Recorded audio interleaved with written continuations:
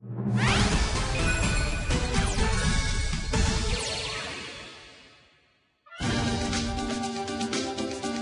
박근혜 전 대통령과 최순실 씨에 대한 재판 이번 주에는요 3번 이어집니다. 월, 화, 목요일 3번 이어지는데 일정이 굉장히 빡빡하게 진행이 되는군요. 네, 그렇습니다. 앞으로 계속해서 3번 내지 4번 정도가 될 거고요. 네. 이렇게 될 겁니다. 보통 그중에 하루 정도는 다른 재판에서 있었던 재판의 결과물을 서류 조사를 하고 네. 이틀 정도나 3일 정도는 증인신문을 할 텐데 네. 오늘 이제 삼성과 제일모직의 합병 대가로 삼성이 지원을 받았다는 부분에 대해서 주진영 전 한화투자증권 대표의 증언이 있었고요. 네. 내일도 그 정유라 씨가 역시 지원받은 경우에 관해서 마사의 직원들 위주로 해서 증인신문이 좀 있을 것으로 보입니다. 네. 그다음에 목요일 6월 1일에는 삼성이 결국 뇌물을 줬던 것에 그 합병 과정을 문영표 전 보건복지부 장관이 도와줬다라는 혐의를 받고 있기 때문에 네. 문영표 보건복지부 장관에 대해서 이미 재판이 있었지 않습니까? 네. 그 재판에서 나왔던 얘기들에 나오는 서류들을 중심으로 해서 네. 증거조사를 할 겁니다. 자, 주진영 전 대표가 이 증인으로 채택된 이유 네.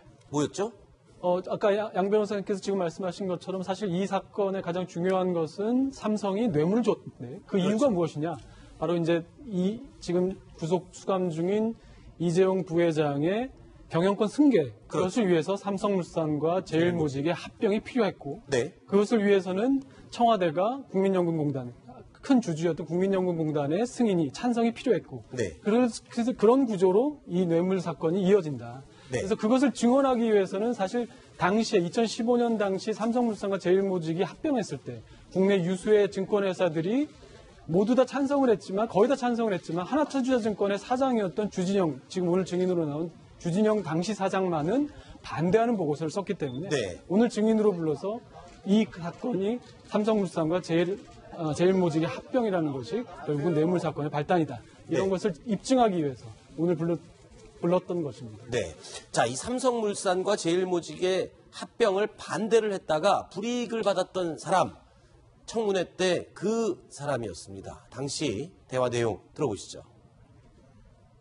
삼성물산 제일모직 합병 당시 국내 증권사 중 유일하게 왜 반대하셨습니까? 과대평가된 제일모직과 과소평가된 삼성물산을 시행령 핑계대면서 합병한다는 것이 너무 기가 막혔는데 모든 사람들이 다들 눈을 감거나 아니면 입을 닫거나 아니면 찬동하는 것을 보고 좀 기분이 안 좋았습니다. 보고서를 쓰지 말라고 하나 내부에서도 압력이 있었다고 들었습니다. 어떤 압력이었습니까? 하나그룹의 경영기획실장인 금춘수 사장이 하나그룹과 삼성은 사이도 좋고 앞으로 딜도 많고 그러기 때문에 부정적인 보고서는 쓰지 말아라 얘기를 해서 제가 그렇게는 못하겠습니다. 약속 못 드립니다. 근데 얘기를 했고 보고 나갔습니다. 1차 보고서.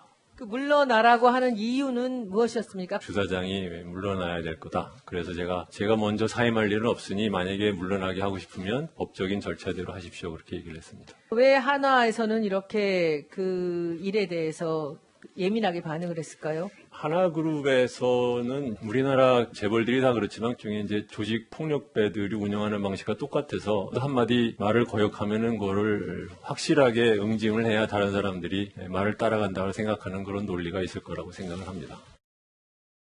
자, 주진영 전 대표 굉장히 거침없는 발언으로 인상적이었는데 오늘 재판에 증인으로 출석해서도 발언이 거침없이 쏟아졌다고요? 어떤 내용이었습니까? 그렇습니다. 주진영 전 대표가 이제 그 특검에 가서 진술한 내용을 검찰에서 이제 읽었습니다. 그러니까 삼성물산과 제일모직 합병을 국민연금이 찬성했으면 좋겠다고 1월 1일에 박근혜 전 대통령이 당시에 그 기자간담회에서 얘기를 했는데 그거를 두고 정신 나간 주장이라고 진술했는데 맞느냐? 그랬더니 맞다.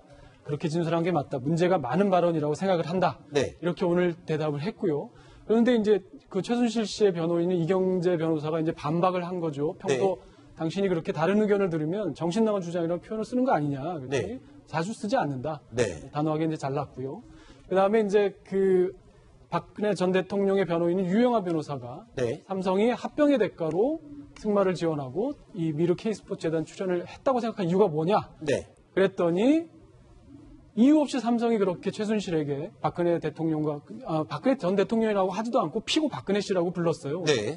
그렇게 거액의 돈을 사실상 뇌물로 준 거는 주진영 전 대표가 사실 삼성전자에서 시작을 해서 삼성증권 그리고 그 삼성그룹의 여러 회사를 거치면서 일을 했기 때문에 자신이 경험한 바로는 상당히 유례 없는 일이었다. 굉장히 삼성에서는 있을 수 없는 그런 식으로 이제 그렇게 자기가 경험으로는 그렇게 했다고 주장을 한 거죠. 네. 자, 그런데 이 재판 첫날 재판 때는 박근혜 전 대통령이 굉장히 굳은 표정 그리고 긴장한 표정이 역력했는데 자, 오늘 재판에서는 그닥 긴장하는 모습은 아니었다고요? 조금 편해 보였다고 하는데요. 네, 이 재판이 진행되는 중에 이게 주먹으로 입을 가리고 하품을 하기도 하고요. 네. 이 유영하 변호사와 이렇게 대화하는 모습을 보이기도 했다고 합니다. 네. 검사의 증인신문에 변호인이 웃자 이렇게 따라서 웃는 모습을 보이기도 했다고 하는데요. 어떻게 보면 이제 처음 보였던 경직된 모습에서 네. 조금 이제 여유를 찾았다 이렇게 볼 수 있는 네. 대목입니다. 자, 오늘 그럼 재판정에서 박근혜 전 대통령과 최순실 씨 마주쳤을 거 아닙니까? 분위기는 어땠답니까? 오늘도 두 사람의 분위기 별로 다르지 않았던 것 같습니다. 이제 서로 모른 척하거나. 네, 모른 척하게 처음에 이제 처음 첫 재판에 공개가 됐지 않습니까? 네. 자리 배치가 박 전 대통령이 있고, 그 다음에 유영하 변호사가 앉고, 그 다음에 최순실 씨가 앉고, 그 다음에 이경재 씨가 앉고, 이런 식으로 번갈아 가면서 앉기 때문에 사실 두 사람은 볼래야 볼 수가 없는데, 한 번 중간에 이경재 변호사가 몸을 일으켜서 뒤쪽에 변호인단이 떨어 한 줄로 또 앉아 있으니까, 네. 그쪽 변호사랑 얘기를 하는 바람에 박 전 대통령하고 최순실 씨하고 사이가 직접 공간이 열렸다고 합니다. 네. 그때 최순실 씨가 한번 힐끔 보고 두 번째는 상당히 긴 시간 이렇게 시선을 줬는데 네. 끝까지 박 전 대통령은 앞만 보고 시선을 안 줬다고 합니다. 네. 자, 이런 가운데 지금 항소를 포기해서 한국으로 송환될 예정인 정유라 씨. 이 일정도 나왔죠? 앞으로 어떤 일정으로 한국에 들어오게 되는 거죠? 일단 직접 우리 법무부에서 송환팀을 네. 보내기로 했습니다. 송환팀 5명이 가서 현지 시간으로 곧 30일에 오후 4시 20분쯤에 출발을 해서 우리나라에는 국적기를 타고 옵니다. 국적기를 타고 오는데 31일 이달 말일 오후 3시경에 인천공항에 도착을 할 텐데요. 실제로 체포영장은 발부가 돼 있지만 이 영장을 발부한 이후에 48시간 동안에만 조사 가능하고 그 안에 구속 여부를 결정을 해야 하거든요.